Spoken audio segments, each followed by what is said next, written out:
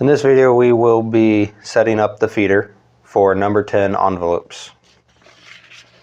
To start, you need to open the load tray part. By doing this by turning this knob clockwise.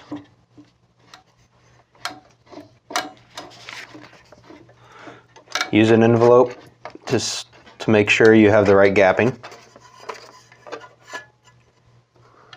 Once it's wide enough to slide one in, close it till it just touches the sides of the envelope. The exit guides also need set. Start by setting them level or slightly outside of the load tray.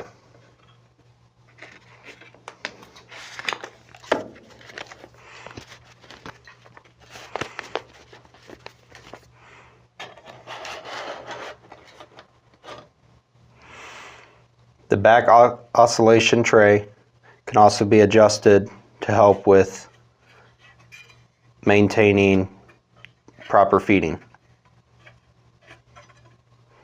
Loosen this thumb screw to move it forward or back. Tighten once you have it into the right position. We will now test our feed by turning on the conveyor and running.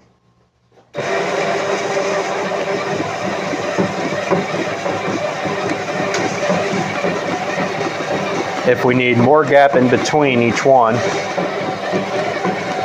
we can adjust using our separator here. To put more gap in between, turn this counterclockwise. To get less gap in between, or turn it clockwise.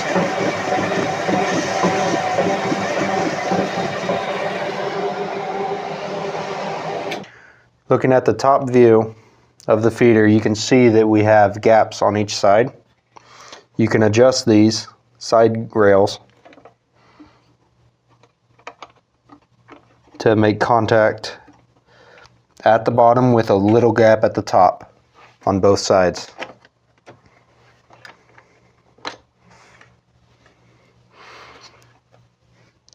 This will help ensure most consistent registration during transfer to the main conveyor.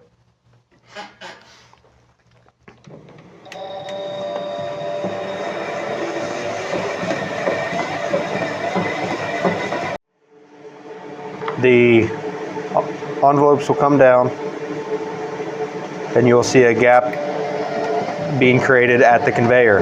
If I want that gap to close up, I turn the speed of the feeder up to close that gap. If I want to create a bigger gap, I can turn the feeder down.